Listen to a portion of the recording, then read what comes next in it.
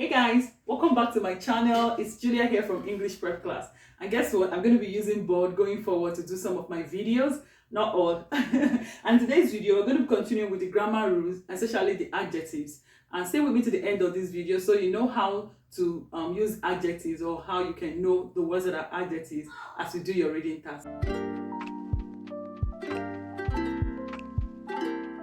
Okay, so back in the day when we were in high school or grade school, they used to say to us that adjective qualifies a noun or modifies a noun, and then they didn't really break it down for us to understand. I mean, in terms that we could understand.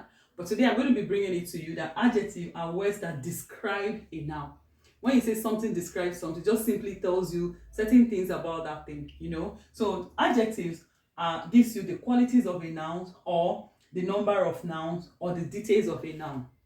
How do I mean? For instance, you can see such words like cute, soft, happy, nice, even numbers like 20, even 2, 3 and all that. You can see words like sad, pretty.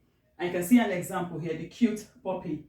Her hair is as soft as a wool. You can see these words here, soft and cute. I underline them because they are adjectives. So when you hear that a word qualifies something or an adjective describes a noun, it's simply telling you that it's giving you more information about the noun. You can see here, this word cute is giving us more information about the puppy, or the word soft is giving us more information about the girl's hair. Okay, so when you hear that word next time, remember that Juliet says that adjective only or simply describes a noun. It gives you more information about that noun. So I'm going to show us examples, some examples that we'll see in the Pearson test of English, especially the reading and writing fill in the blanks or the reading fill in the blanks, so that when you see an adjective, you know what to do.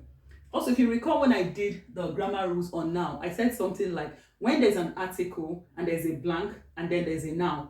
What I mean is when there's an article like a, an, or the, and there's a blank and then there's a noun here, that what should be in this blank should be an adjective.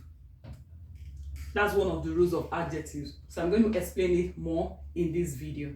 Now, before I go into some examples, I'd love to show you how adjectives end, so that when you see an adjective in a sentence, you'll be able to identify them. And you know, because we have noun, we have verbs, we have prepositions, we have adverbs and all that. So I'm going to show you how you'll be able to identify adjectives in a sentence when you see them. So this is not the end of this list. It's not like it's exhaustive here. I just give you a few examples. You can see here AL. You can see when you see a word ending with AL in a sentence like this, typical, physical, you can know that that's an adjective. You can see another word AR, and when you see words like clear, it's describing something, like you say clear sky, you know, it's describing the sky. So sky is like the noun, and clear, the word clear is describing it. So you can see here clear, you can see popular, the popular boy, the popular street boy. So this word here is describing the boy because he's popular. You can see another word here, FUL, full. You can see here blissful, not bliss. You know, we have a word like bliss, but this is blissful. So this is an adjective. You can see beautiful is an adjective, not beauty. So beautiful is an adjective. Another one here is some. You can see here awesome, handsome. They are all adjectives. They describe a noun. They give you more meaning into the as of a noun. They try to explain what the noun is. You see another word here, AN. You can see Nigerian, proudly. You can see here AN. Yeah, it's not just Nigeria. So if you say Nigeria, of course, it's a noun. Nigeria is the name of a country. Okay, so it's a noun. But once I put this AN here, it becomes what? An adjective. The Nigerian PTE tutor. Then you see here Australian. Yeah, who has also become an Australian. So you can see here AN, which is, these are the things. Now this list, like I said, is not exhaustive, but these are just few examples I want to share. So when you see words that end with AL, AR, full, some, AN, you know that they are adjectives. Okay, so this is a typical example. Now I got this question from one of the scored practice tests. In my previous video, I had talked about how you can access the scored practice test from the official Pearson, the owners of the exam. So if you haven't seen that video, please make sure you watch that video after this. Now I got this question from there. It's a part of a full question. Now this is it. if you have a dash disease, there's a blank here, such as asthma, diabetes, exercises can have important health benefits. Now, in case you don't know, this question was gotten from the reading fill in the blank, one of the major tasks in your reading module. Reading module is one of the modules of the Pearson test of English, a very significant module. Now, you have here an article and there's a blank, and then there's a noun because disease is a noun. So this means that what should be in this blank would definitely be an adjective. Yeah. The reason why I'm teaching you this thing is because sometimes people find it difficult to do this task. So I'm just throwing in light here so that you can understand it and go look at those questions and be able to answer them. Okay. Okay. So here, if you remember the rule, when there is an article, either a, an, or the, that's THE, and there's a blank, and then there's a noun, what should be in the blank would be an adjective. So we're going to look at the various options and choose the one that's an adjective. So here you have, if you have a dash disease such as asthma, diabetes, exercises can have important health benefits. So here we have the word in the blank here, below here, where they normally put the answers in the reading fill in the blank. They put the answers down. So you're supposed to pick the right option here and put it in here, and that gives you the right answer. Now here you have signify, distraction, chronic, and bad. So signify, that word signify doesn't sound like an adjective, right? It sounds more like a noun. How about the word distraction? What do you think it is? I also think it's a noun because of this word here, O-N. How about the word chronic? Remember, an adjective defines a noun or describes a noun. It gives a better meaning to the noun. So this word here is an adjective, and this too is an adjective. Wait a minute, Juliet, we have two adjectives. Yes, it can be this confusing, this question. So what happens here is that it means that these ones are already ruled out. They can't fit in there. So we have these two. Now that is where the knowledge of the word called collocation comes in. Usually, when the doctor speaks, you don't hear the doctor say you have a bad disease.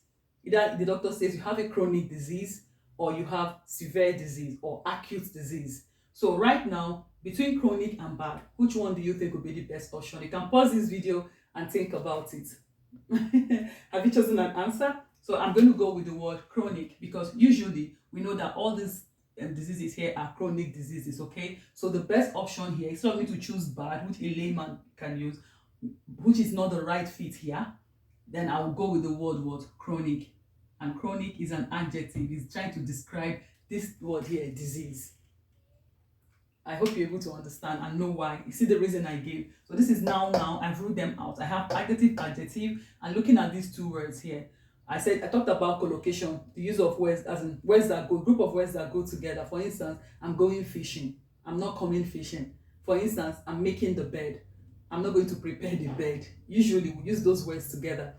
As busy as a bee, those kind of things. So this word goes more with this than bad disease. We have the word chronic fitting in more here because they are used more than bad. Now this is the second example. That was an dash performance, the actor said. Now remember, you have to look at what is before the blank and what is after the blank. So we've got the word here, and, which is also an article, and we've got the word here, which is also a noun. Yeah, performance is a noun. But if it was perform, then that would be a verb. But this one, once it has this ance, it becomes a noun. Okay, remember you can convert a verb to a noun. Yeah. So here we have the actor said. We have the different options. We have content, we have awesome, we have casually. So very quickly, we know that content is a noun. We know that awesome is an adjective. I'll know that casually is an adverb. So I don't even need to say so much because I guess you already know what the answer should be. So here we would have the word awesome. Yeah, because this is an article and there's a blank, and then here we've got what? A noun. So remember the rule, once there is an article before a blank and then there's a noun behind it, then what should come there will be an adjective. You also agree with me that here, that once there's an here, this word an would also go with a vowel, something beginning with a vowel. Yeah, that's the right English, not a consonant. So AN would go with a vowel, which is A or E, I or U, any word that begins with that. But ideally, this is the right word here that's supposed to fill up this blank. Now this brings me to the end of this video. I hope you were able to pick some things from the video. You can find me on Instagram at English_prep class and on Facebook at English prep class. If you've not subscribed to my channel, because YouTube actually tells me that a lot of people that have been watching my video and they have not subscribed, please hit the subscribe button and turn on your bell notification so you get new videos from me. I'm going to make sure that you understand basic English language that can help you ace your Pearson test of English exam. I'll see you in my next videos, guys. Bye.